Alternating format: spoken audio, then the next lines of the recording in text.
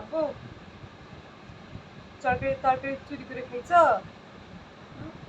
তরকারি চুরি করে খেয়ে আসলা? হুম? আচ্ছা শোনো, এই যে শোনেন, আপনাদেরকে বলি, সে আমার একমাত্র ছেলে। তার একটা বৈশিষ্ট্য বলি, সে খাবার, মানে তাকে খাবার দিতে লেট করলে সে নিজ দায়িত্বে তার খাবারটুকু নিয়ে খায়। কিভাবে? তার খাবার রান্না করা থাকে চুলার মধ্যে। তো আমি যখন খাবার দিতে তাকে লেট করব, সে কি করে, সে নিজে গিয়ে ঢাকনা সরায়ে তার ইচ্ছা মতো খেয়ে তারপর আসে। তাই না? ঠিক বলছি না সম্রাট? ঠিক বলছি না?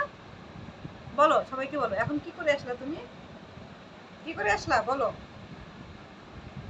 কথা বলো না কেন? কি সমস্যা? যেটা করছো সেটা বলো সবাইকে, বলো।